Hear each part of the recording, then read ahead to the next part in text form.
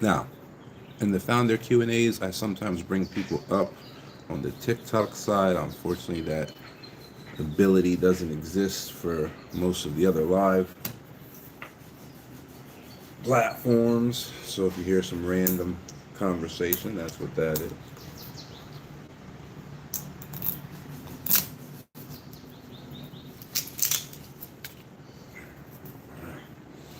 Hey, how's it going? Good to see you this morning.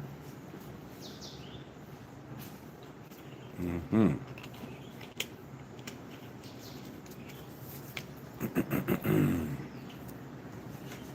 Rapid relocation. Yeah, I think we have one and one. For rapid relocation, we have one standard and one luxury.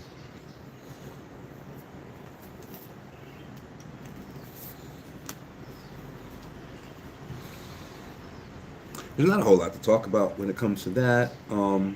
It includes your immigration. It includes a year of fully furnished living, depending on which standard you choose. So if it's the standard tier, it's a two-bedroom, fully furnished apartment, which includes Wi-Fi and everything except electric. And if it's the luxury side, then it's a three-bedroom house on the beach, fully furnished. That includes everything as well. That's it. It's designed to be very, very like simple because it's supposed to be rapid relocation. So we don't talk to people like for weeks and weeks and months about rapid relocation, right? It's typically rapid. So like the folks that utilized rapid relocation the last time were here within a week. So that's like what it's for. It's for people who are like, I need to get out of here now, for whatever reason. It's about setting them up to be able to just kind of jump on a plane and be okay.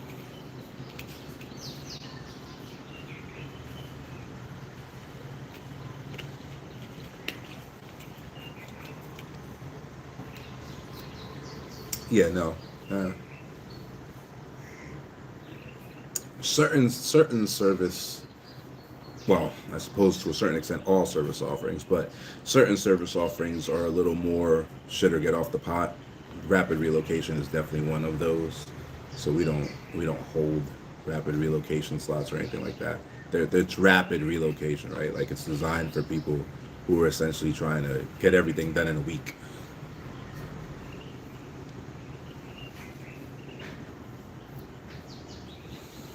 Yeah, you can as soon as you go to the website, you'll see it.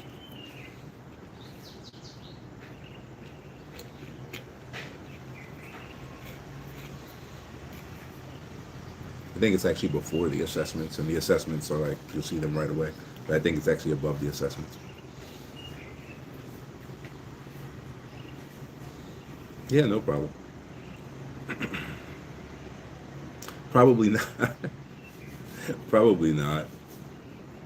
You'll probably work with somebody, one of our employees, and it depends on like what all is in like what all you're trying to include because you can like upsell your rapidly relocation, right? So like if you're trying to do a rapid relocation with three dogs, right, then you'll probably talk to one of our immigration attorneys because getting the pet passport together is going to be more hectic than actually getting your stuff together. So it depends on actually what you're doing, who you're going to work with. Yeah, yeah, eventually. I always stop in eventually, so you'll always work with me to some degree eventually, but I may not be the one to respond to your rapid relocation request.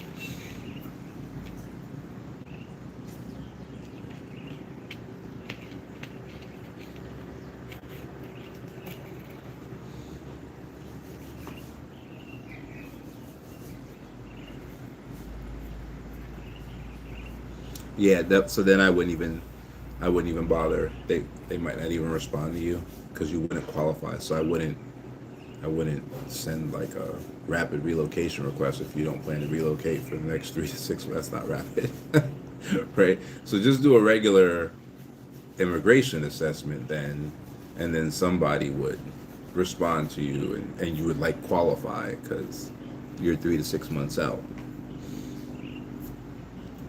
But if the information is conflicting, then like you'll get flagged. Not even like by my people, like you'll get flagged by like AI, because we have AI integrated into our system. So if your information doesn't make sense, you'll get flagged, and then it'll be like a secondary review. It'll take longer for somebody to get back to you.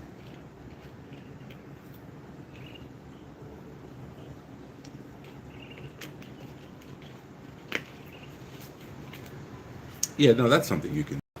Yeah, that's just it's just an add-on to a regular immigration with construction.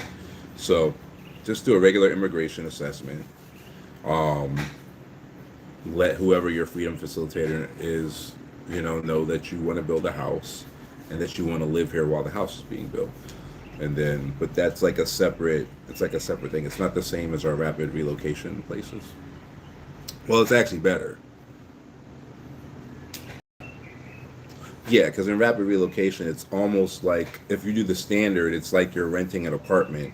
It's just that your apartment's already paid and you get all your immigration and all that stuff done on top of it, right? So you still have an electric bill. So there's that, right? But if you're building a house and you've upgraded to have temporary housing while your house is built, then you actually don't have, like, you don't even have an electric bill at that point. So it's always better to just like keep it 100, you know what I mean? Like don't try to like get into a different program because you think that somehow, it's going to be a better offer than whatever you're actually trying to do. All of our programs are designed to make sure that you get the best value out of whatever you're trying to do. So if you try to mix them and you think you're like hacking something, you're typically not. You'll typically cost yourself. So if you had done that and like not told us, then you would have had a year of electric bills to pay. Whereas had you just gone through it the right way, your electric bills would have been covered. Like everything would have been covered. It would have been all inclusive.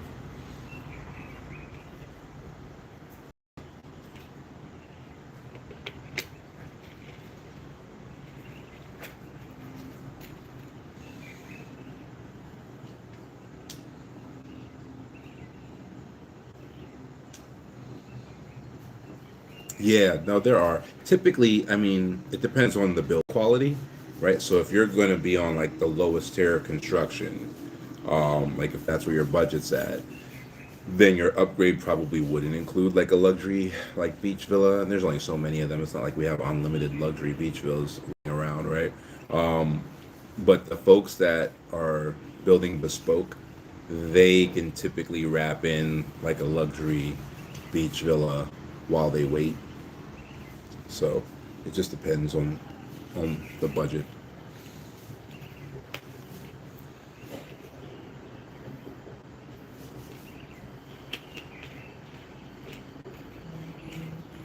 10 months. 10 months to build the house.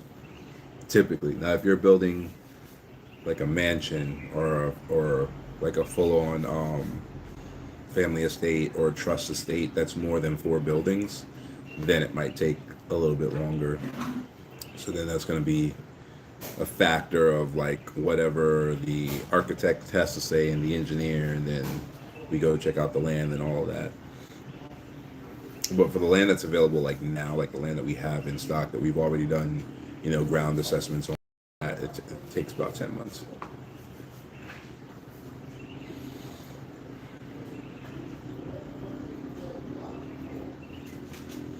No, I mean more than four buildings. They're not always houses. Like we just built a family estate, and there's a barbershop and a salon with a masseuse studio on the property. It's its own building. Like on one side of the building, there's a salon for the girls. There are, I think, seven girls in the family, and there's seven girls in the family, and there's five guys in the family. And so there's a barbershop on one side, there's a salon on the other side, there's a sauna and like masseuse studio in the middle. It's just a building, but it's not a house. So it depends on how many buildings are on the estate, not houses.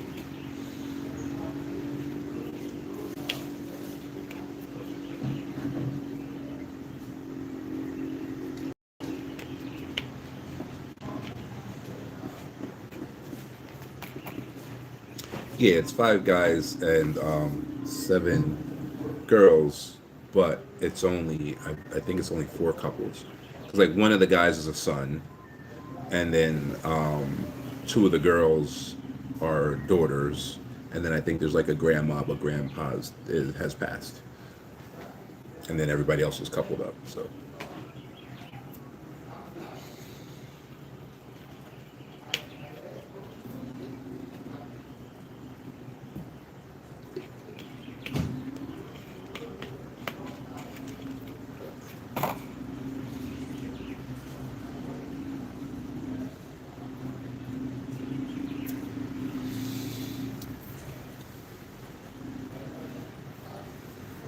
I don't know how to answer that. You, you might be in the wrong line. I don't know.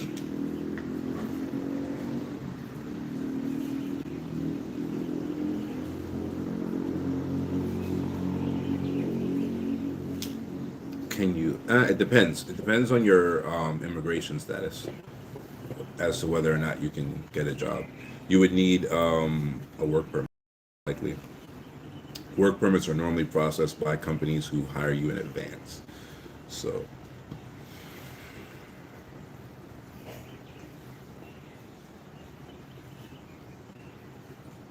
that's super individual. As far as like recommending people get jobs, like that's a super individual thing because you're gonna have to be able to live off of whatever they pay. So you're going to have like some kind of specialized job because similar to the United States, there's going to be a government procedure that's going to essentially indicate as to whether or not a local person, a citizen, could do that job instead of you. And so if you can't prove that essentially no local person could do the job, then you're not going to get a work permit anyway. So there's that. But it's the same thing in the U.S. Like there are certain industries that essentially the government has kind of said like, all right, in these industries there's a national shortage, so we're going to assume that a foreigner is necessary. I don't know if there are any industries that have been flagged as such in Kenya, but it's the same premise that we would use in the United States as to taking a job from a local person. So it would have to be some kind of specialized. Like we had somebody, I think they were a prospect. I don't think we onboarded them, which I think is because they didn't get the job. But we had somebody who was a prospect, and they were applying for CEO of the airport, like the international airport, I guess was hiring, and so they were in the interview cycle, right? And so obviously that's a six-figure job, so it made sense, and it's one of those jobs like CEO, one of those jobs that you can kind of get away with proving like, oh no local applicant was qualified, so we had to bring in somebody with a Harvard business degree or something, you know. So those types of jobs you can possibly get, but it's just completely up to you, man. Different people are okay with different like living styles. Like we've seen tons of people that are okay living in a shack in the woods. The problem is there an immigration status that allows for that, right? Because a lot of people are like, whatever, you know, like they're okay with having little to no lifestyle at all and just living in a hut somewhere in the middle of nowhere, um, with no electricity and no hospital, no nothing, right? But that doesn't mean that just because you're okay with doing that, that the government has to allow that, right? So there are standards on how you even get your immigration permits and standards you have to meet to even get immigration status over here. And so the purpose of those standards is to kind of avoid that as a requirement. But that doesn't mean that people don't meet the standards and still choose to like live that way. So it just depends on what you, I guess, what you want, you know, out of life.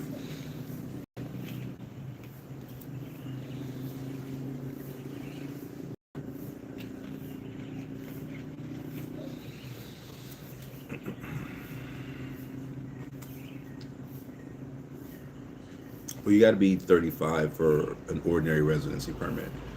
So you have to be at least 35, and then you have to have $2,000 a month in verifiable income.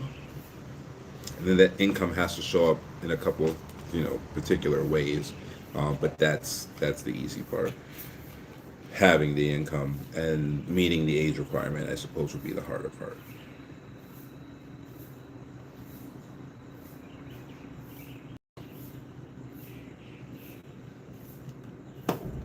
What do you mean, one of you? What does that mean? What if only one of you is 35?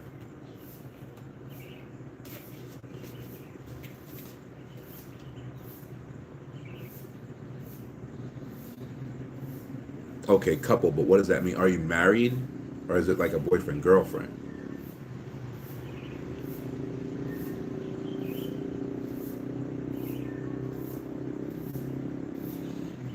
If you're not married, then you're two separate applications. So then only one of you qualifies.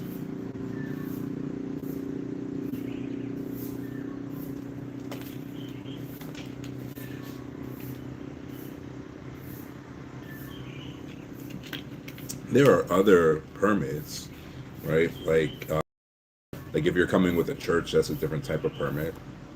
There's not an A. If you're going to own a business, that's a different type of permit. It requires more money up front, but there is no monthly income requirement. So sometimes folks will use that if they're younger than 35, or sometimes if they don't meet the monthly income requirement. So sometimes there's that as well.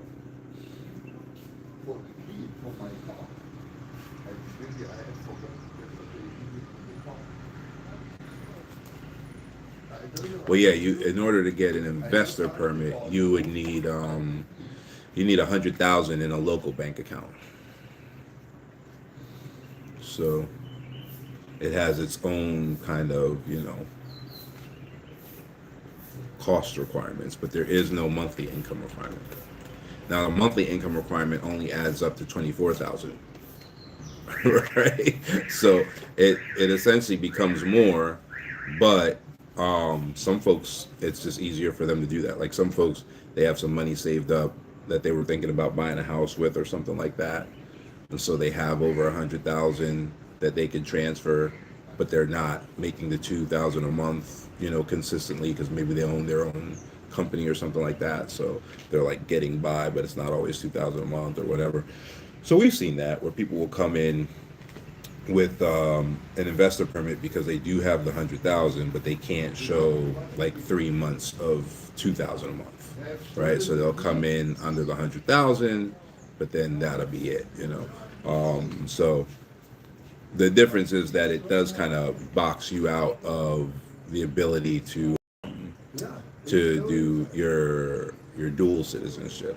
Right? So it kind of locks you into permanent residency, but you can always make the attempt, right? You can always make the attempt, but as a group that owns a law firm, we know that it's going to be really difficult for you to go ahead and switch from an investor permit to dual citizenship. It's going to be super, super difficult. If you have an ordinary residency permit, it's a clear line to dual citizenship, but it's difficult to switch them. But you can try. I don't. I think no. I think we did. We did have one person get through.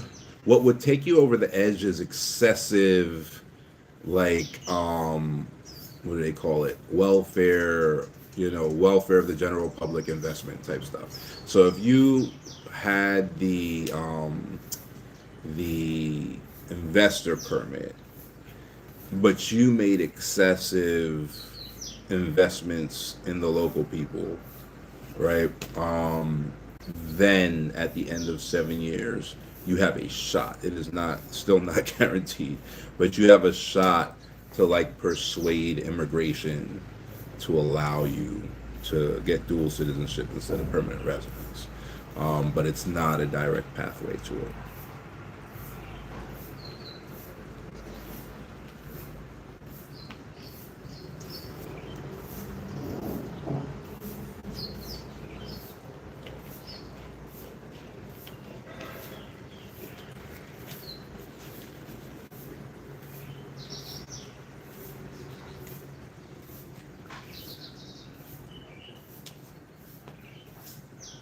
once, maybe twice. It's been, 12, 15 years. I clearly remember one person getting it, and I mean, they did a lot. Like, they built schools, they built clinics. Trying to remember what else they built. They built a farm for the mothers of the kids that were going to the school. And so the mothers could like work at this farm, and then like they gave them the farm after they built it, and so all of the money from the farm could pay like the school fees and like all that stuff and like whatever, and they gave them the school as well. So like all of those things, not a lot of people will like build up a business, make it profitable, and then just give it to the locals, just walk away from it, right? And so they were extraordinary in their local impact, that they like legitimately didn't need to make money off of locals, so they were just like creating businesses and giving them away. And so they would go from, okay, you had an investor permit because you wanted to do all these businesses, but every business you did, you just gave it to the local people, like legitimately. They didn't make any dividends, they didn't retain any ownership, any equity, they didn't have any like contracts with their other companies, like they just gave it away.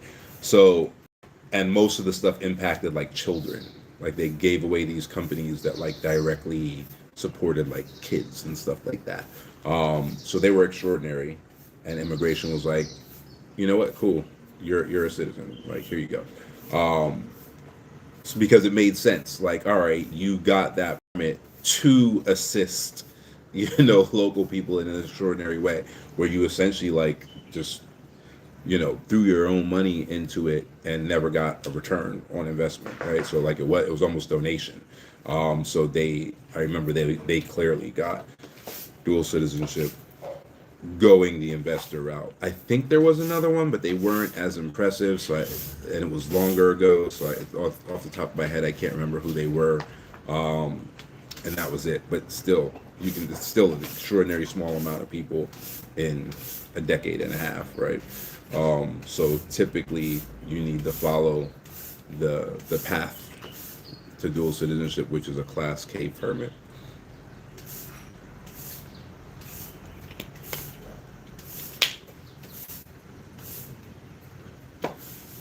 And I mean, even then, they'll ask you what you've done for the community. Like they'll ask you like how you benefited Kenya and all that stuff. So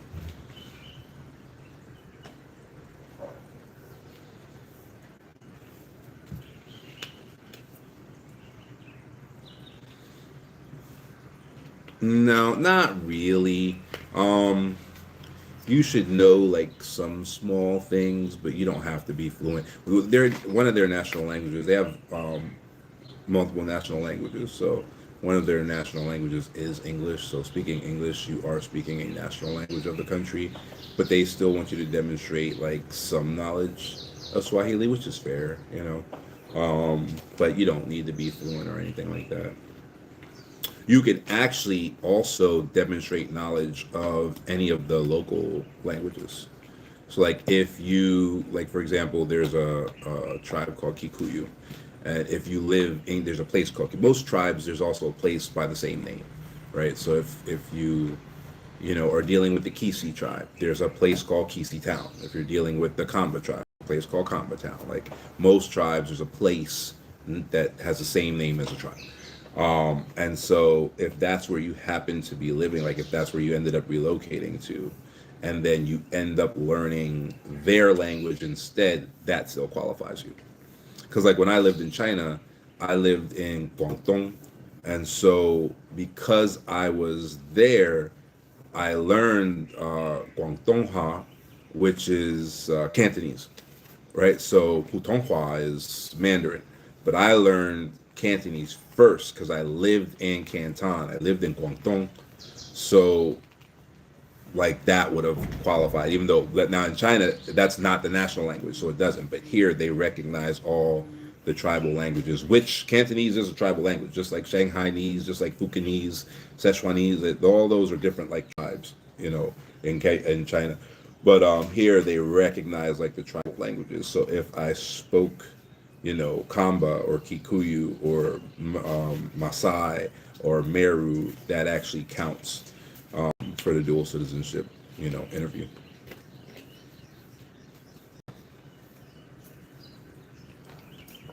It happens more than you think because a lot of people learn like what the person they married knows.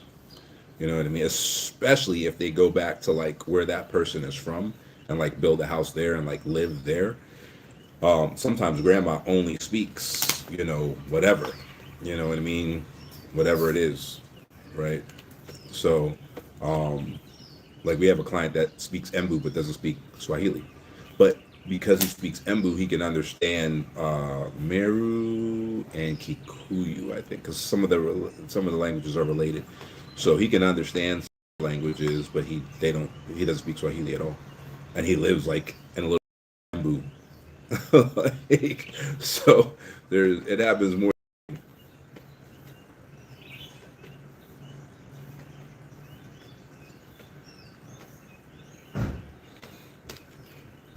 That county, he can speak to anyone. You know what I mean? He get any government services or anything like that. He can walk into whatever and just speak Embu, and they'll understand. But English is a national language, so everybody also speaks English.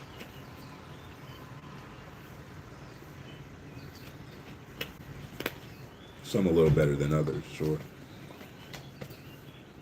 When you're old, though, you tend to revert to your mother tongue, whatever that might be, right?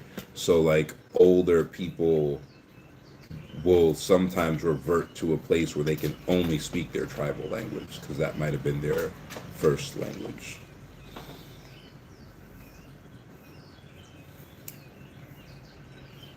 guess it's just a cognitive decline type of situation. First in, last out, like a moving truck.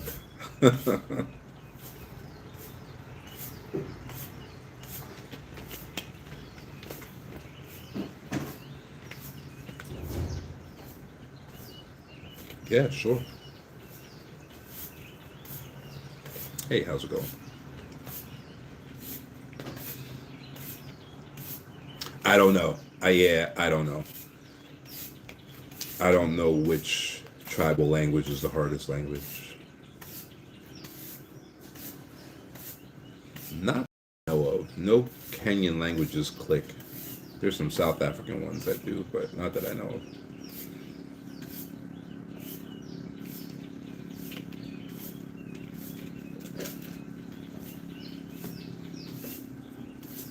It's actually like a good pop, you know, pop knowledge type of question. I don't know. I don't know which one they consider to be the hardest.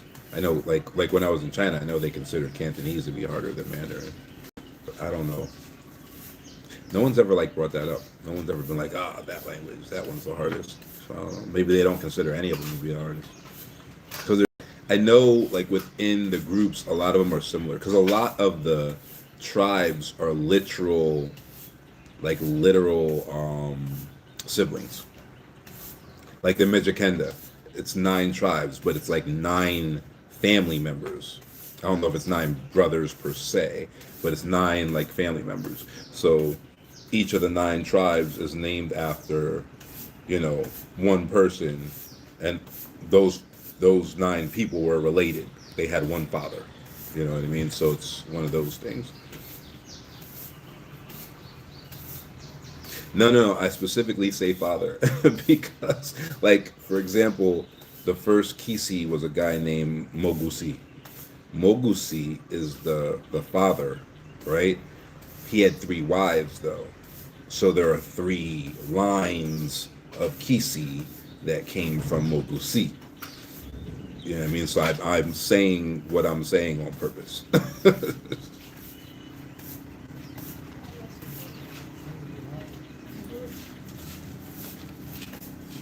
Yeah, well, and once you break down like the clans or whatever, then your clan would depend on which wife you came from, right? So which son of which wife, right? So they all had the same father, they don't all have the same mother.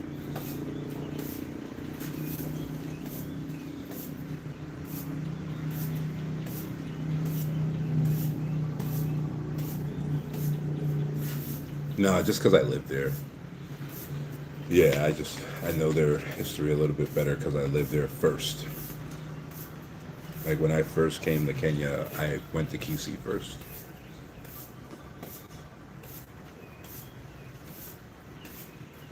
Is my wife Keith? No, my wife is Meru.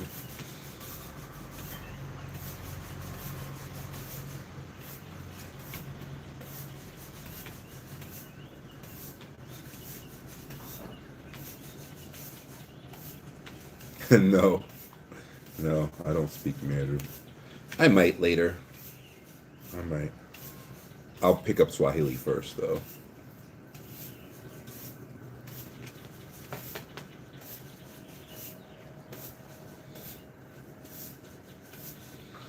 How many languages do I speak now? What, three?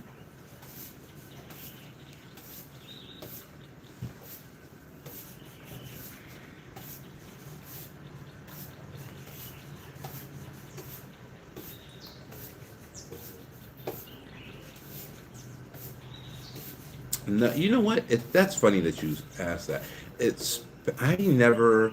I lived in a place that had a lot of Spanish speaking people, and so Spanish was always just kind of in the background, and it was just never a language that I was very concerned with. So I never learned Spanish. No, I don't know very many European. I don't know any European languages other than English, quite frankly. So I don't know very many European languages. I should learn French probably because there's a thread of heritage that goes in that direction. So I probably should, whatever. But not, yeah, not so much. I speak Mandarin Chinese. I speak Cantonese. I speak English.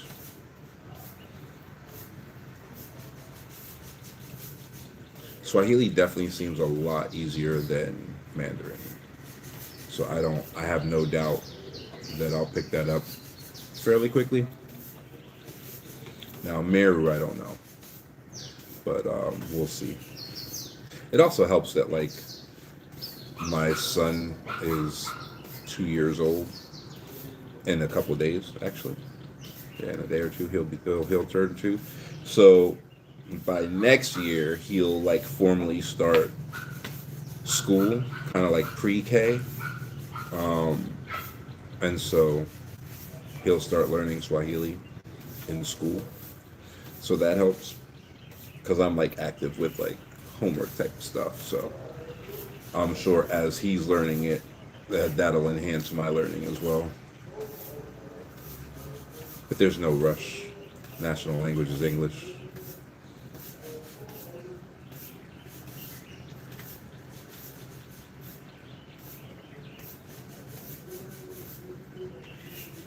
No, I learned Chinese in China. So, I mean, I didn't like go take a community college class or something. I don't think that would have worked actually. So I don't know. I don't typically recommend that, but you know how you learn. For me, that makes sense. Like if I went and took a Swahili class, that wouldn't teach me anything.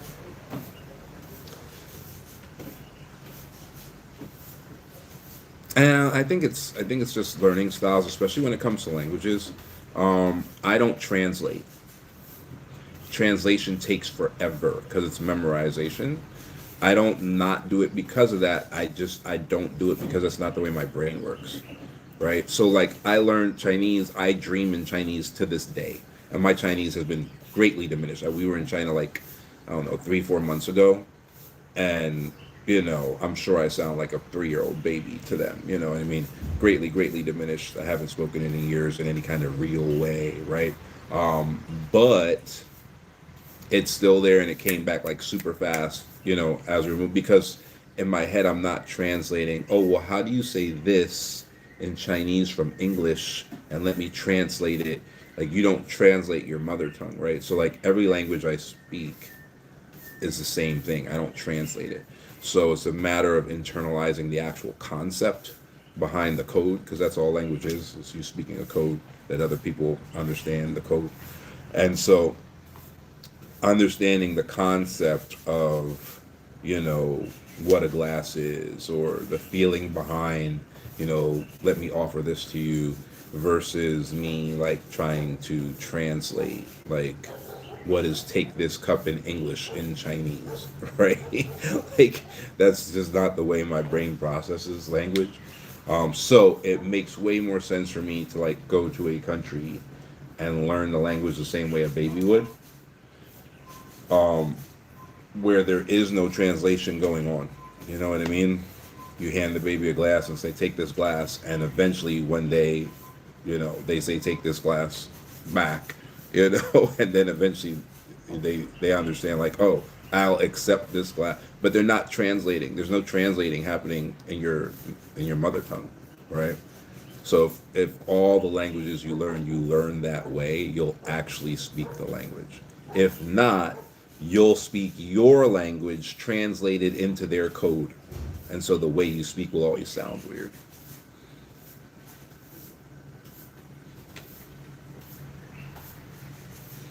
And like I don't know.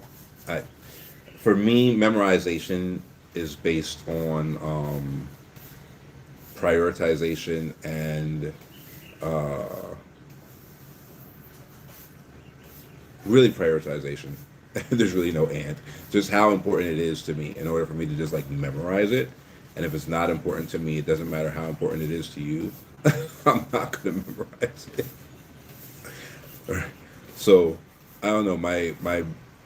My brain power is very very locked into whatever matters most. And so it's very rare that something that doesn't matter to me I'll remember. Even down to like people's names. If people stop mattering to me, I'll completely forget their name. Like I just won't use the brain power. That part used to laugh at me all the time because like I'd be in a relationship, the relationship would go wrong, and like within 3 months I wouldn't remember the person's name at all, and they'd laugh at me all the time because they'd remember, you know what I mean? I'm like, it just it's over. There's nothing. There's no more benefit. You know what I mean? I don't know. It's not important to me to remember, and that's it. So, always been like a conservation of mental energy, focused on the things that matter most.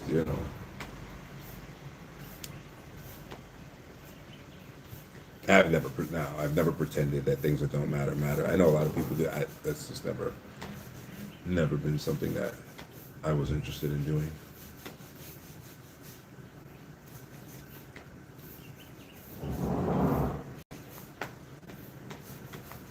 Yeah, no, I used to have a PA that like walked around with me. I probably need to get another one of those soon. But I used to have a PA that like walked around me, and she'd literally be like, "That's Mr. Smith," like before people walked up to me. So, if I remember, then you're prioritized. Is essentially how that works. I have like uh not in-laws, I have step siblings that like I don't remember their spouse's name, like straight up, like because we don't interact. Like there's some of them that like I reached out to and like attempted to interact with, like attempted to like kind of build something with them, but we're all adults, you know what I mean? They got their lives, they got whatever. So the less we interact, the less I remember who you are. And if I have no interaction with your spouse whatsoever and minimal interaction with you, I definitely don't remember who he is or she is. So there's that.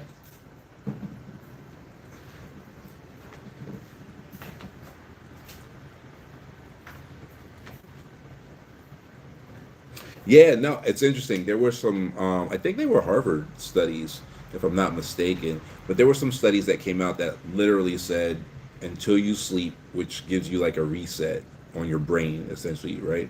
Um, you actually only have so many good decisions that you can make. Right, definitely worth reading. Go look up the study. If you're going to Google it, use scholar.google.com so you actually get legitimate information. But definitely worth looking it up. But you can only make so many good decisions before you run out of your capacity to make good decisions. The number is not set in stone, but there is a number for each person. And so that was a bit vindicating because I always kind of rationed out mental energy in that way. And Steve Jobs was big for that. Like he had, I don't know, 200 of the same turtleneck sweater. not because like he loved the sweater so much, but so that he didn't have to make a decision on what to wear that day. Like that was literally why he was doing what he was doing, right? And so you'll find that a ton of those guys who are, big decision makers, they will limit the amount of decisions that they have to make per day so that they only make decisions on the most important things each day, so that they still have the significant kind of brain power in place to make really good decisions. And there's a ton of science that backs that up at this point. So yeah, it just kind of is what it is.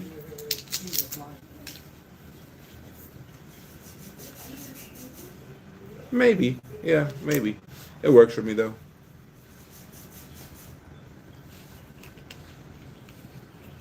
I think that's probably the biggest thing, right? You got to figure out what works for you. You got to figure out what your winning formula is. Most people have one. And then you got to decide whether the winning formula is toxic or not, because some people have that, right? But you definitely want to, figure out what your winning formula is and go from there.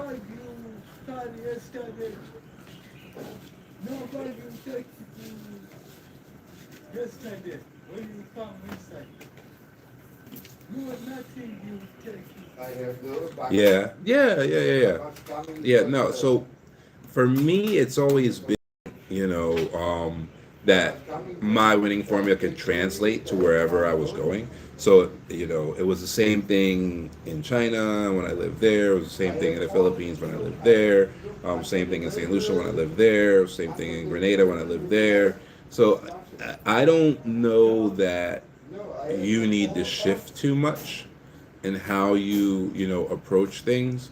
You may need professionals around you that know local laws and things like that, and like people to kind of let you know if anything you're doing is off, right? But beyond that, the way you do what you do is how you maintain your authenticity typically.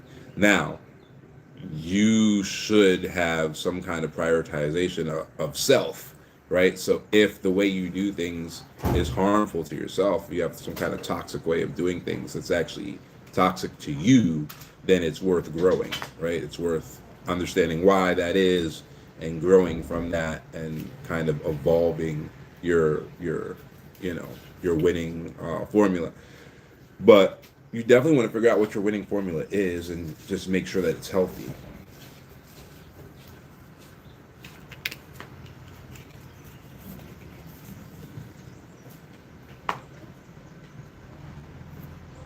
Yeah, so I think that us being in the generational wealth business allowed us to kind of see, like, okay, which families are really crushing it, which families are holding it together way better than those other families, which families are the kids like spoiled brats, that nobody wants to be around, which families are the kids seemingly normal and the entire family is seemingly normal, and and there's no nepotism, or, and stuff like that. So that ends up being, I think, like an invaluable position where we can sit there and say, oh, okay, all right, we're now seeing kind of what the, I don't know, what the best practices are to a certain extent, right? And going from there. So yeah, definitely helpful to be on the front lines of that. I don't think we would have anywhere near the same worldview if we didn't have the access that we have. So, and if we didn't like see how certain things like really play out, you know, if we and to a certain extent, it feeds the jading of our worldview as well to see how simple and how easy it is to build generational wealth, and then how many millions, actually billions of people don't do it, um, and just kind of leave their kids and their next generation in that situation. It definitely jades you a little bit. You're a little bit jaded by that, but I guess what you don't know what you don't know.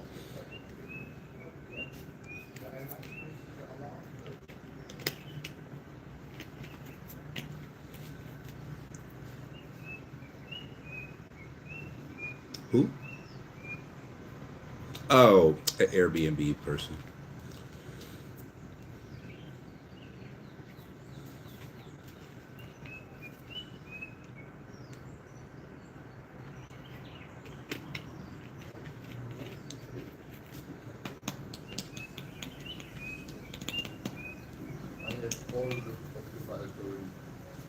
Yeah.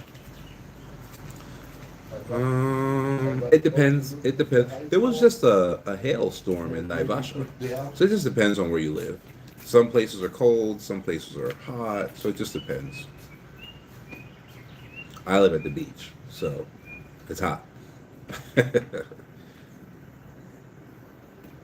Yeah, there is. Yeah, you can go up to Mount Kenya and you know deal with snow at the top of Mount Kenya.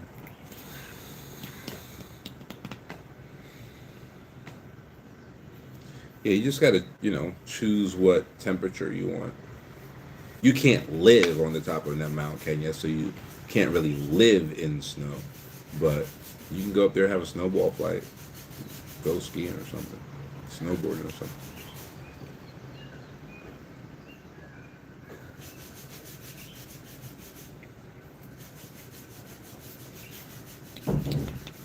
Yeah, yeah. I don't think there was a whole lot of damage. I think the hail was relatively small, but it made it look like snow. Like it piled up enough that there was white on top of like grass and stuff like that. So it looked like it was snowing actually, but it was just some hail.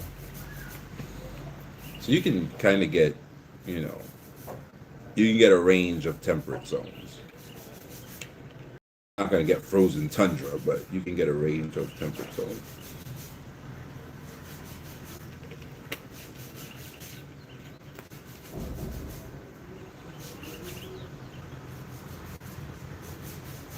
Yeah, but there's also like lake effects and desert effects and stuff like that. Because there are like deserts, there are lake areas. There's a giant lake that they call um, Lake.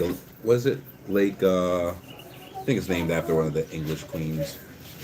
One of those things that I don't, you know, push a whole lot of a whole lot of mental energy to. I guess Lake Victoria maybe, but it's huge. It's like a Great Lake, right? There's like three countries that touch this lake, you know. So you get like lake weather, stuff like that, you know. There are swamps and stuff like that. So yeah,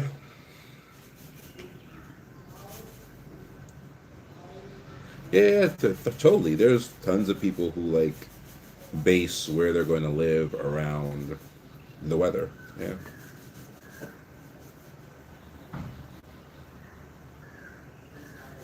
Nairobi's pretty cool at night.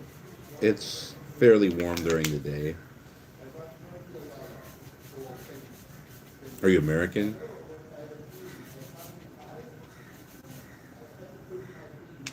Yeah, so like 70 degrees then, American style Fahrenheit. But at night it can go down to like, I don't know, maybe 55, 60. Like if you decide to like live in Nairobi, there'll be nights where you like wear a coat, like you're in Philly or like a coat.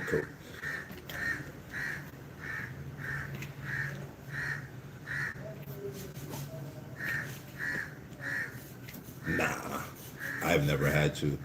I think I own one coat at this point, and that's for like when I travel. Like we went to no, it was summertime. We went to China, but it was summertime last time we went. But the next time we go might be winter. So like that's when I'll break out the coat. But I literally own one coat at this point, which is crazy. Like coming from Philly, I used to have, obviously we own multiple coats or whatever, but I own a single coat. It's typically for traveling.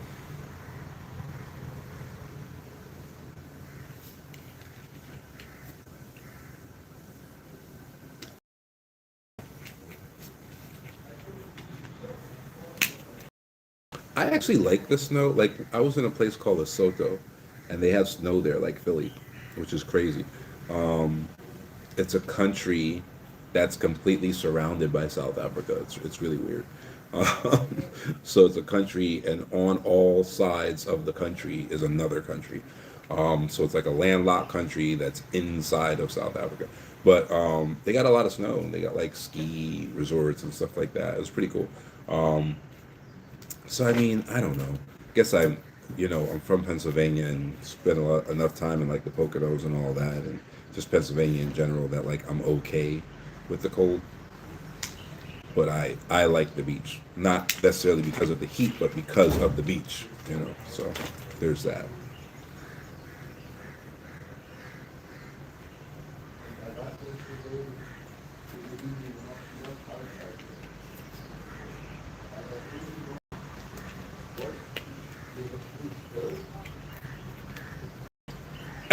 I asked the same question, dude.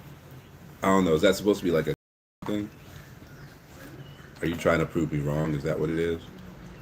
Same question. Generational wealth is so easy. Why doesn't everybody do it? Because they're greedy. Real generational wealth doesn't help you. That's why. It's a selfless act. So if you do real generational wealth, it has no positive effect on you, or the chances of it having a positive effect on you are next to nil. That's why.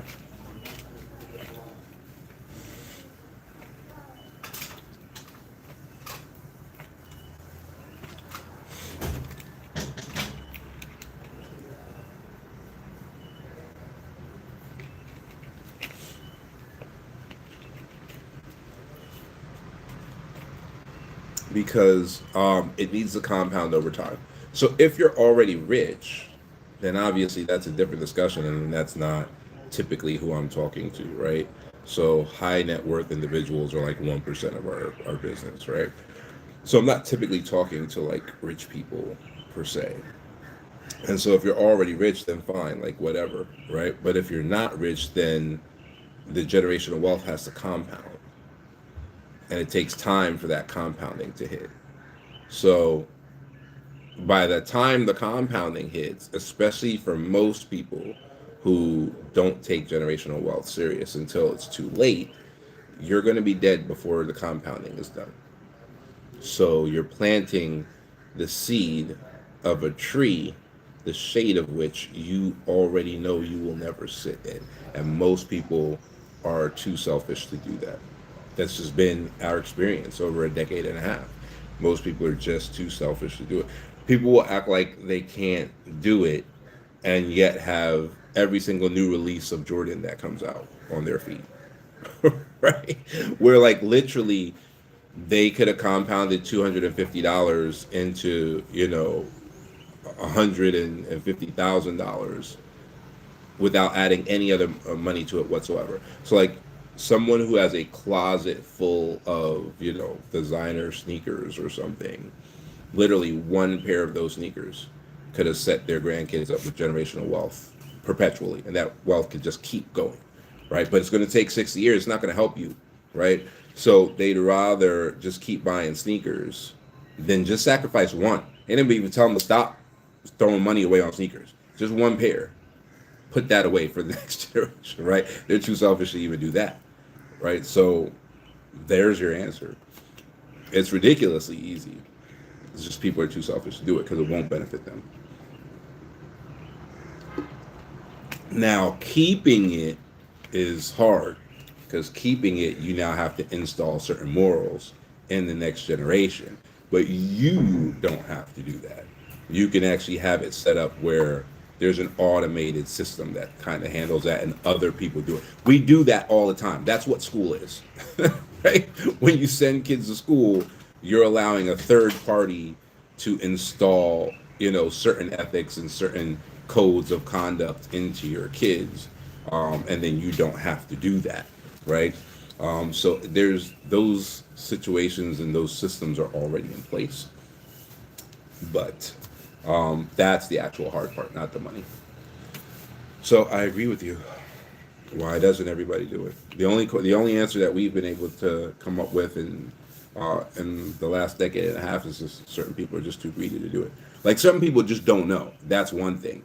But people who find out and now do know still don't do it, and then that's just pure selfishness.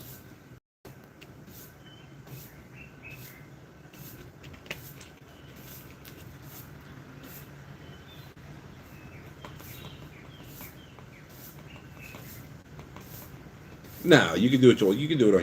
I tell people that all the time. You can do it on your own. What we do is we protect it, right? Which costs more money, right? So what we do is we protect it in offshore trusts and make sure that nobody can steal it from you via a lawsuit, and get a judgment, or your creditors that you didn't pay a bill that you forgot about from 10 years ago, and blah blah blah blah blah. And right before the 10-year statute of limitations, they go ahead and take you to court for it and win. That doesn't your baby's generational wealth. That's all we do. So there might be an additional risk to doing it yourself, that you might lose it because somebody attacks you legally or something like that. But you don't need us to do it. You do it yourself. It might not work out as well. You might not have the right level of expertise, but at least you did something.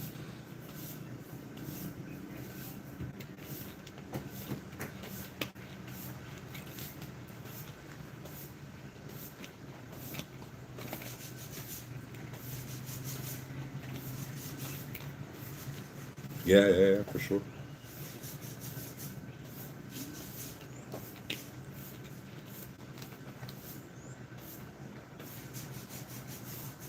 Well, I mean, so that ends up being the benefit of compounding being part of the expertise, right? Because you're going to then set up compounding that supports everything. Like once you see how compounding works, you can't unsee it, right? So, you know, like we right now, because it's viable right now, we really specialize in like these bond ladders, right? But you can bond ladder anything. You can make anything the beneficiary essentially of the bond ladder, right? And so you can make your business receive the payments from the bond ladder.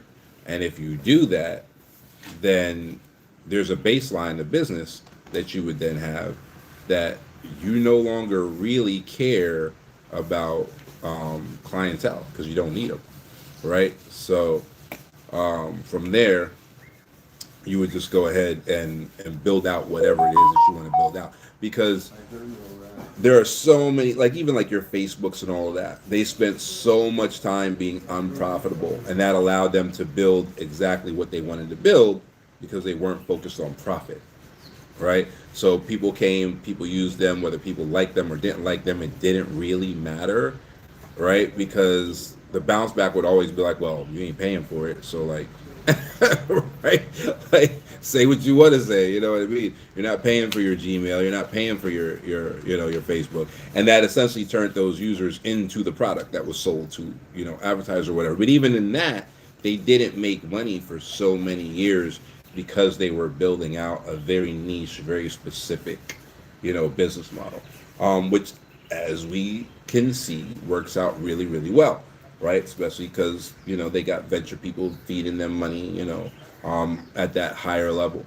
But at the lower level, you can do the exact same thing with a bond ladder, right? You can do the exact same thing and have X amount of dollars flowing into your business every month while craft that business and what you need it to be, and not have to worry about clients at all, right? So, it's a smaller level. It's not VCs giving you billions, right? But if are set up that you're going to make 1.3 million in local currency every single year, off of your bond ladder, then you're golden. I mean, if that's what you need to operate, then you're golden, right? We do a similar thing, obviously, with individuals, right? And that's primarily who utilizes it, are individuals, because then they can kind of like stop working, right? So they can take on that bond ladder, have enough money to like cover them for the year, and then just like not work anymore, right? And so that helps. They're not necessarily building the same way that the business bond ladders or the generational wealth bond ladders are doing for them, but it does grant them freedom, right? And those bonds, they mature 10, 15, 20 years later. So you got 20 years of guaranteed passive income coming in to live off of. And that'll change you. That'll change your stress level. That'll change your health, right? Um, that'll open up doors for you to go do things that you always thought about doing but never did, right? And so They're all good. They're all good options, but they're not zero sum games. Like eventually, typically, people who start with one get another.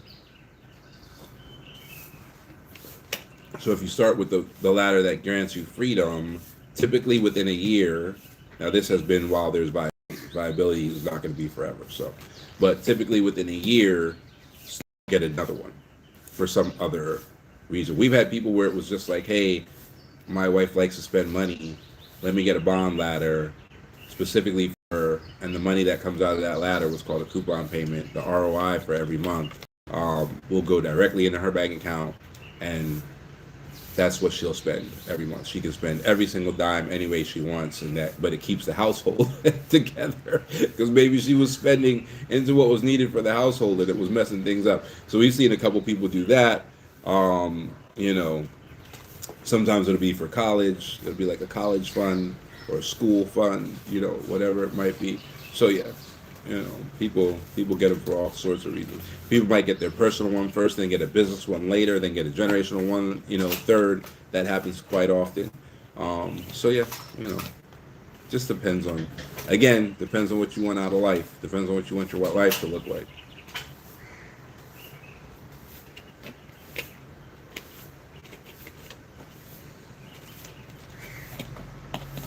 All right, the questions have slowed down.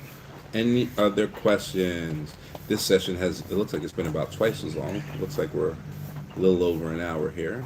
We've been trying to do 30-minute sessions here recently.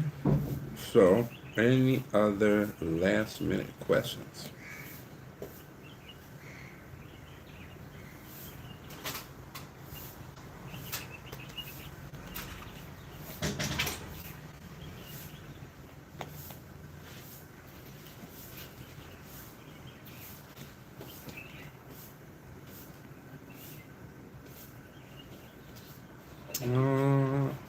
No, they're staff. Yeah.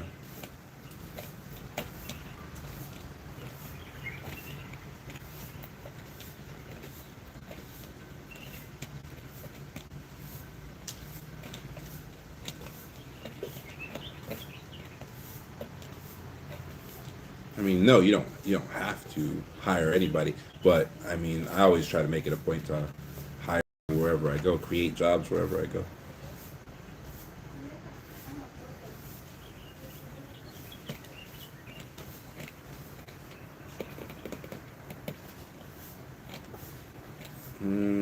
Passive income, what? Hold on. That question, I couldn't read it all. Give me 1 second. To consider the option of living off passive income in Deani Beach, what's the best amount of money to invest? It definitely does depend on your lifestyle, how many people are living with you. Typically, our standard to do a bond that you live off of for multiple years, you're to, oh, sorry, I guess because I moved the camera, TikTok is challenging me. All right, TikTok has the best features, but they also have these annoying things where they like challenge you to make sure that, I guess it's not a recording. All right, so anyway, back to your question. Typically, in order to live off of the passive income, then you typically want somewhere in the neighborhood of like 65,000. And then there's your immigration permit, right? Because you ain't living nowhere illegally, and so what people typically do is they set up a structure. Sometimes that structure includes a trust fund. It depends on what they're trying to do, and that structure is somewhere in the neighborhood of 75,000, right? And then they don't have to work for the next, whatever, 20 years. Actually, and what most people really do is the housing is the wild card, right? So you can have enough money where you can definitely live passively for the next 20 years or whatever because of the bond ladder, but housing is the wild card. Your landlord can do anything. They can decide to sell the building and kick you out. They can decide, whatever, right? So that always tends to become the wild card is housing. So what people will typically do is they'll come in and they'll build a house instead. So like our end of year special included all of this. All of the people who did our end of year special, they all have a 20 years of passive income that they're not going to have to work. But they did 185,000, built a brand new house, got the bonds, got a trust fund. A lot of them have companies as well, kind of bundled into all of that. And like conversion of driver's license and everything you need to like live here properly. So they have it all, right? So they all have brand new cars, they all have local driver's licenses, they've all been severed from their state responsibilities, which a lot of people, they're all American. So they've all been severed from their state responsibilities, which a lot of people forget about. And they'll come here and then the state will still tax them because they still have, tax residency in that state because they didn't sever it properly.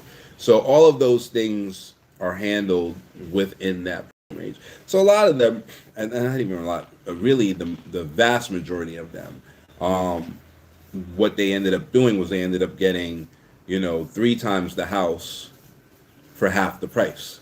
So wherever they were living, the house that they were looking at or whatever was somewhere in the 300,000 range, right? And then they got, the house and the immigration and the bond ladders and all of that stuff, for like 185,000.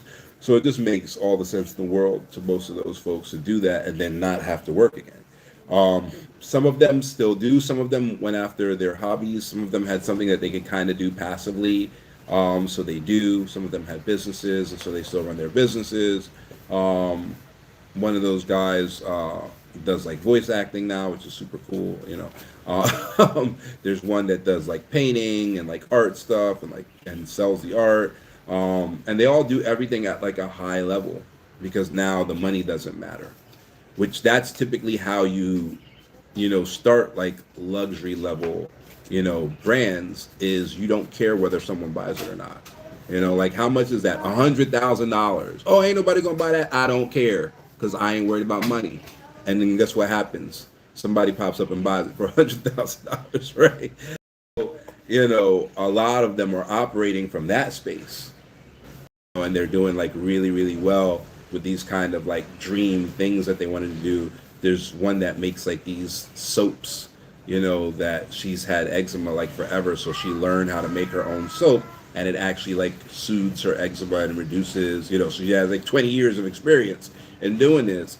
And she was like a corporate person, forever. Now she doesn't have to work anymore, and she's like creating these soaps and like selling them on Etsy or something like that. But they're expensive because she has 20 years of like photos of like the blotches, and like she puts the soap on and then it goes away, and so she has all this kind of social proof that this stuff works, for her particular type of eczema.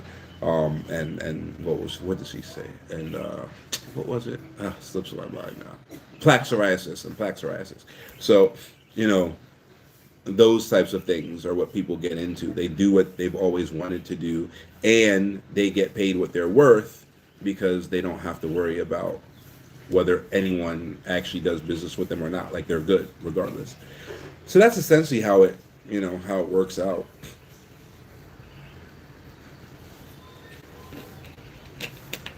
Now, if you want to be like super bougie or whatever, then you may need more. But it ends up balancing itself, right? Because we do have folks that come in and they are super bougie and they do request more, and we do that for them. However, they are super bougie, which means that they have the money to be bougie, right? So when they request more, they can afford it, right? So it's one of those things where like as long as you're honest to your lifestyle, it normally works out. If you're trying to buy a lifestyle that you've never ever experienced, then you typically don't even know what that costs. So that's when things like get funny. And we can typically tell, like when we're dealing with somebody, like we can typically tell, like, wait a minute, do you actually know, have you ever lived this way before? Because, it doesn't seem like you're familiar with what it's going to cost for you to live this way. So then we can typically like temper, weird kind of not rooted in reality, you know, plans that are just kind of rooted in fantasy. But very rare that we run into that. We do pretty well with attracting like our target client that really understands who they are, what they want. They're ready to rock. They don't need hand holding. Like they get it.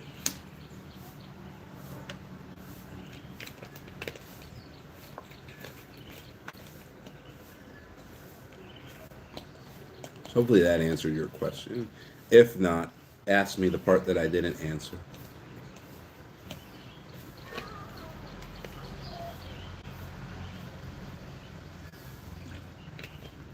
Any other questions on any of that? It works better with the house, yes. But not everybody does that. We do have people who rent, um, and then they have the bond ladder.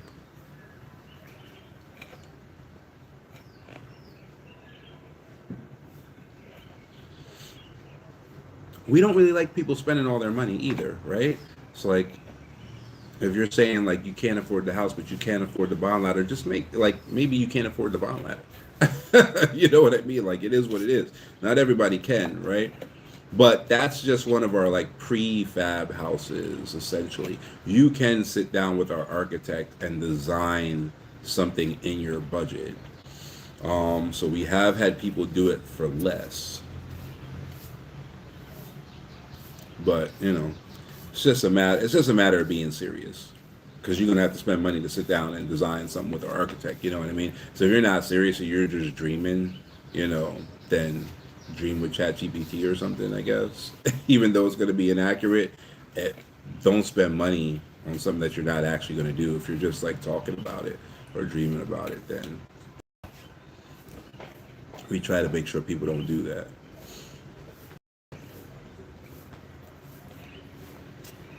But yeah, if you're serious about it, then you know, jump in a consultation. You know, it's worth it, definitely. We have an entire uh, architecture firm, vertically integrated, right? So you'd sit down with the architect, and we figure out exactly what it is you want. She'd figure out, you know, well, our chief architect is a she, but there are other architects in the firm. But they'd figure out exactly what that would cost and be able to give you. It's called a BQ. So it's the quantities of stuff that it's going to require to build what you want to build. All right. So that BQ would give like an exact number based on whatever the rates are in that moment. A war going on, so like concrete prices and copper prices and steel prices are fluctuating, right? But based on whatever it is that you want built, there would be like a quantity, a bill of quantities. That's what the BQ stands for. And there would be this list of it's going to take this many bricks, this many pieces of this many pipes, this many windows, and they all cost this. So your bill is going to cost this, right? So that's something that you can only get after you go through the process of actually designing the house. Hey Marcel, what's up? You're fine? Bye. So, you know, that's how that would work out. I hate to even answer that because it may be coming from a place that kind of disqualifies you. You don't want in this particular thing of like moving abroad, you really don't want to be a price buyer, right? You really want to be a value buyer. So if what you're looking for is the cheapest, I would probably say you're not ready because that's how people fail. You'll get the cheapest thing and then it breaks like cheap things do. And then you'll have to pay for a new roof or you'll have to pay for the crack that's in the foundation of the you know the concrete wall because you got all the cheapest everything, right? And then you won't be able to afford to like repair your house or repair the roof or get the new water heater or like whatever. It's like setting you up for failure. So, you know, if that's where your head is at, I wouldn't take that internationally. Maybe get a foundation wherever you live now, build that foundation up, and then start asking questions about like value and like what's the most valuable stuff, what lasts the longest, what has the best warranty. Like those are the questions that you want to be asking more than like price-based questions. Sorry, Facebook, for whatever reason, it's super hard to read when your comments come up. Give me just a second here. Um, does the website you have break down the details to the bond later? Oh, ladder. To have a full understanding, and should you save all the money needed for the bond ladder, or can you invest bit by bit? I mean, it depends on how you want to implement the bond ladder. Can you invest bit by bit? You can, but there is no one on the planet who can guarantee what your ROI is going to be on the bond that shows up in 4 months, right? Or the bond that shows up in 12 months, or so on and so forth. I'm sorry, you guys on TikTok are getting a weird view here. Right? But no one can guarantee that, right? If somebody could, they would be super rich, right? That'd be like insider knowledge or whatever. That doesn't even exist. Even on the inside, nobody can guarantee that. So the problem with the little bit by bit by bit thing is if your goal is to live off the passive income, then the ROI has to be above 10%, and the minimum amount of money that you put in there has to be around a million Kenyan shillings, a little bit more than that, for each rung of the ladder, right? So the bit by bit game doesn't work if you're trying to live off of it. Now, the people who do the bit by bit thing kind of effectively are the people who are doing generational wealth offshore trusts. So if they're doing an offshore generational wealth trust and they're using the bond ladder to compound the generational wealth in the trust for the next generation, then it kind of doesn't matter what the ROI is. It doesn't necessarily need to be above 10% at that point, even though you still would like that. It doesn't actually need to be above a 10% return on investment at that point, because every little bit is compounding anyway. So every single time that bond payment is made into the trust, it accelerates the compounding and accelerates it and accelerates it. So now you might end up with a trust that you only started with, I don't know, let's say you started with $5,000 or something like that, right? So, something relatively paltry, as far as generational wealth is concerned. If it's paying in every single month like that and accelerating the compounding like that, you may end up with over $1 million in as little as like 25 years, right? Because you have this steady stream of acceleration of compounding happening. So that's where that little bit by little bit by little bit might actually be effective. But if you're trying to live off of something, then you got to get that set up as quickly as possible. So that's typically why it matches up with the house construction, because by the time your house is built, your bond ladder is built as well. So by the time you move into your house, you're getting checks from the government every single month for the next 20 years, and you don't have to worry about anything. But if you only got one rung of the ladder built, and then you're trying to do bit by bit for the second rung, you need 6 rungs to make it effective. And those 6 rungs have to be strategically positioned so that you actually get paid every month. Because you could have 6 bonds and all of them pay in the same month, right? So now you got one lump sum payment in 1 month, and now you have to budget that for the next 6 months, because the bonds pay out every 6 months. So even if you did get that 1 month, it wouldn't be the whole year, but still, it's like getting a paycheck and being told, now this paycheck has to last you 6 months now. Don't spend it all in one place. That ain't gonna work out too well unless you're hyper disciplined, right? So all of that has to be strategically designed so that you actually get monthly income and all of that stuff. So the bit by bit thing is you increase your risk dramatically. Like, you increase the risk that half your ladder isn't going to be able to actually cover your needs, because your ROI has gone down below 10% on it and all that stuff. So it wouldn't be smart. We wouldn't recommend it, and we probably wouldn't do it if it was a client that wanted to live off of passive income like you asked before.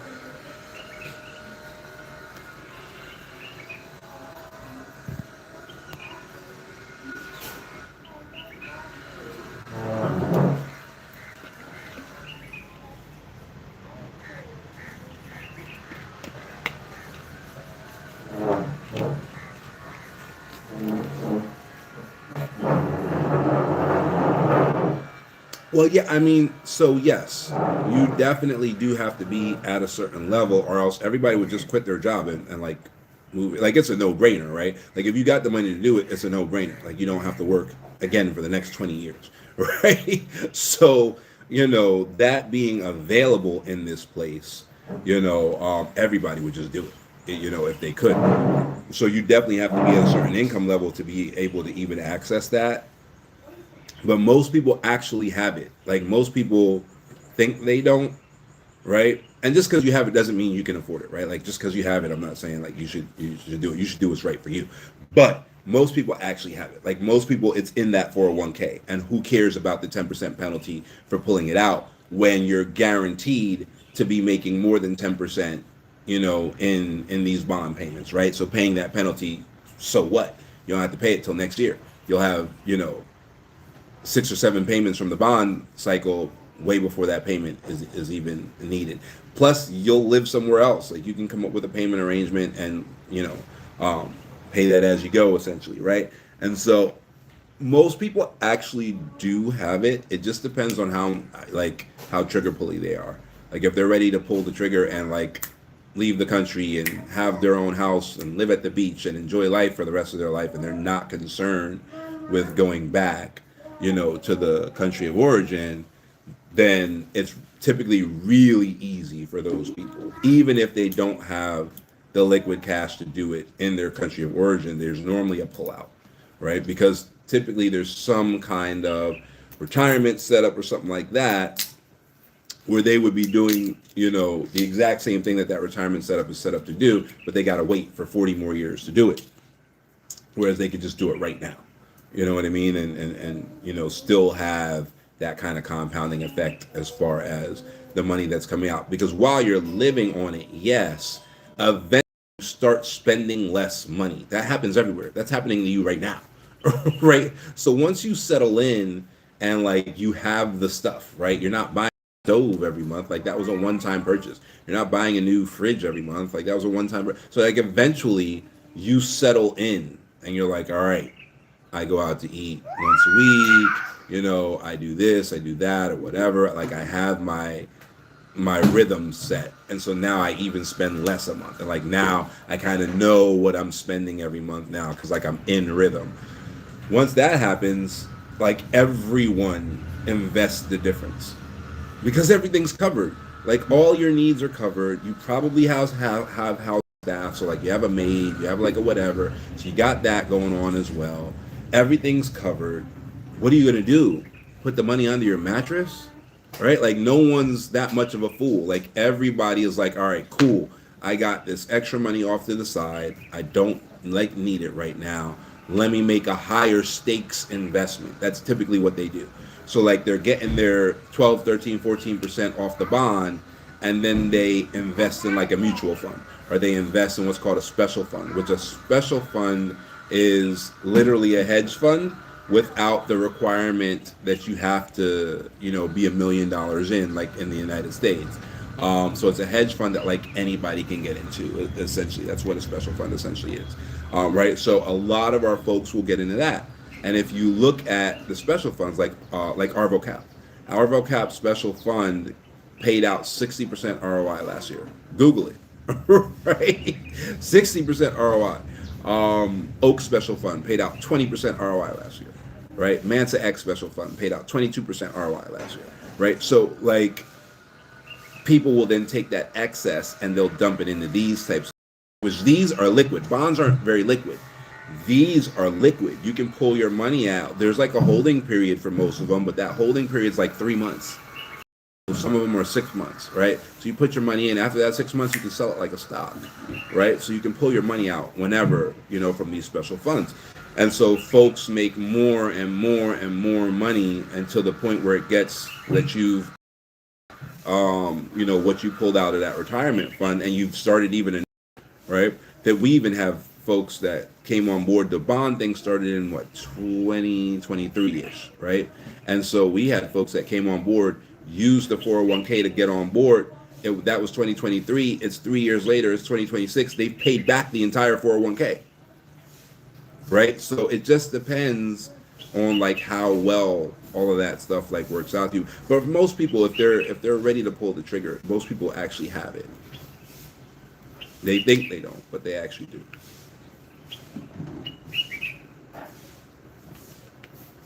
Who's that? Well, yeah, hey, I would never, tell on a client, you know what I mean? But yeah, if you wanna tell your story in the chat, no problem. But yes, there are plenty of client, and I appreciate you coming in here this morning, Mark. But there are plenty of clients who do that. There are plenty of clients who set everything up and then file a bankruptcy.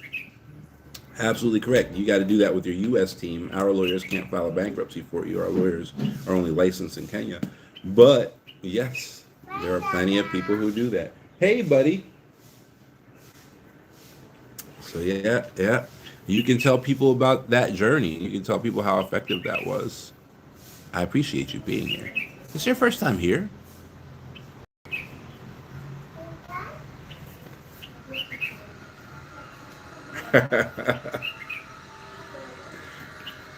Nothing wrong with that. Yeah, he's huge. He's getting super big.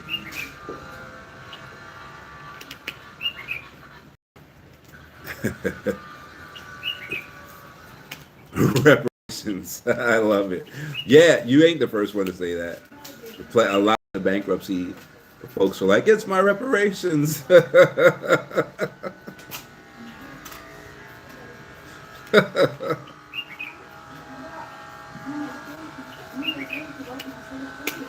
Yeah, yeah, definitely. I mean, tell the people them. Bye, Marcel.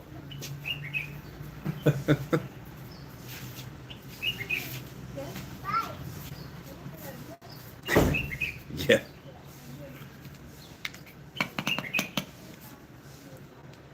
Okay. Yeah, yeah, sure.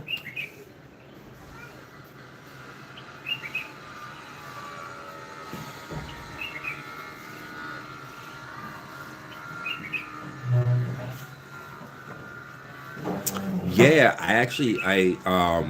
so bond ladder clients get bond reports. But the last bond report I actually like put up as a I put up a snippet of it anyway as like a social media thing. But yeah, if you have a bond ladder, then you'll get bond reports.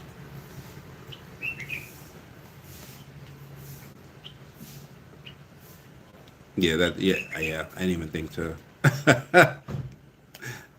I'm happy you're here.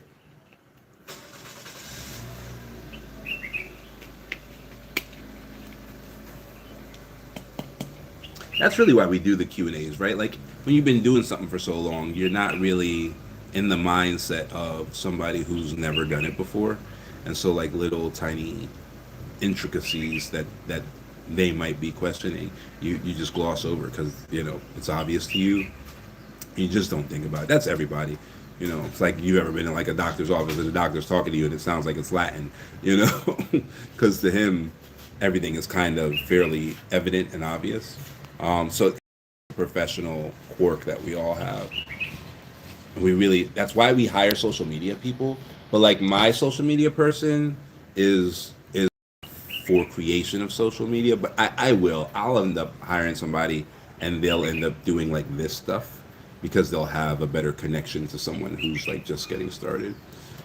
If you're a single man interested in moving to Deani Beach, hold on. Something popped up that blocked me from being able to read. All right. Is it best to get married in the States and bring your wife to Deani?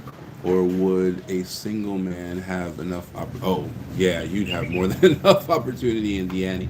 But I mean, like, whatever makes sense to you, you know. But like, if you have somebody, like, obviously, if you're married in the United States, then yeah, you should bring your wife. But you said single and you said married, right? So if you're single, then I don't know how long it would take you to find a wife in the United States. That's becoming harder and harder these days. This is my understanding. um, for all of our single guys who have expressed that part of what they want out of relocation is marriage, all of them have found their wife within a year and have been married within two and are still married. 100% of them are still married. Women, they don't always stay married. It's like somewhere between 70 and 80%. But 100% of the men have found like their person, and that worked out, and they're like still married to them.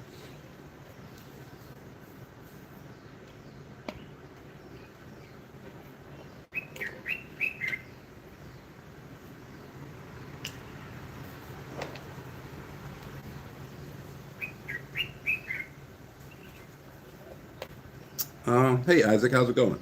Good to see you, man. Sorry, I'm like holding you weird. I have a bunch of different streams happening, and so sometimes somebody asks a question on one, and I have to like move a device to see the other devices. So that's why you're getting a weird angle on me here.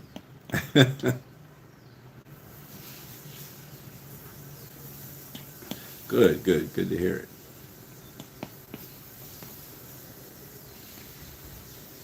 Oh yeah, you are one of them, aren't you? Yeah, yeah, yeah, yeah. Still married, expecting the real. You're expecting the third kid. Whoa. I don't know. We're thinking about one more, but I don't know. Now's the time. He's about to turn two in like a couple days. So now's the time.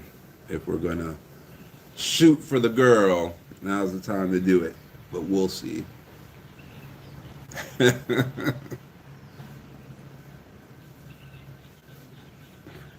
Yeah, that's right. Where's your wife from?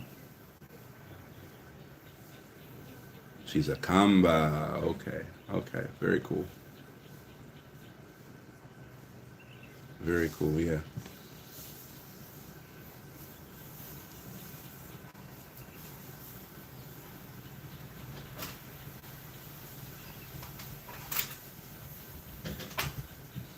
Yeah.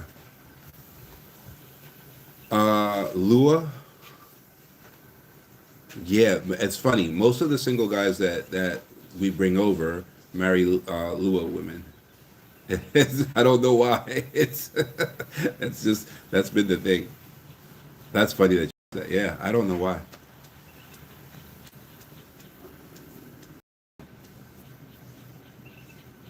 There's a lot of them in like Kisumu and Kakamega.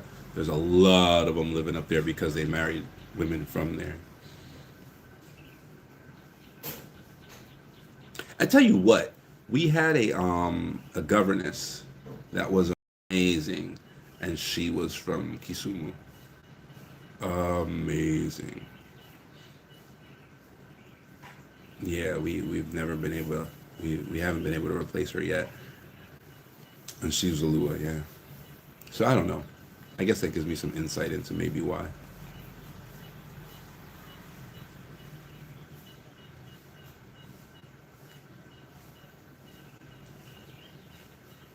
Yeah, she was like the easily the best governess we've ever had. Easily great with the kids. Knew how to really knew how to like raise him. Really knew how to implement some of like the Waldorf principles and the Montessori principles and all that. Like she was good, really good.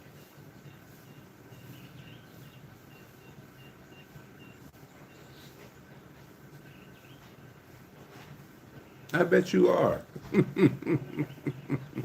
I bet you are happy with it.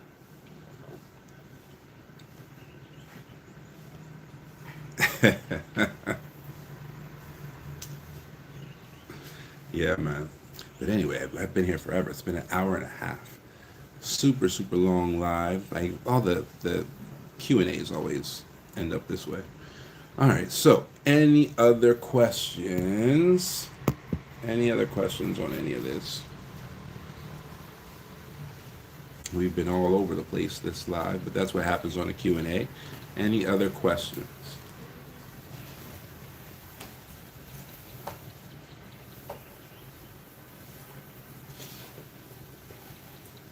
All right. If that is the case, I will call it a day. I feel like my son went to the beat. So I will call it a day, and that's it. Hey, what's up, Matt? Good to see you.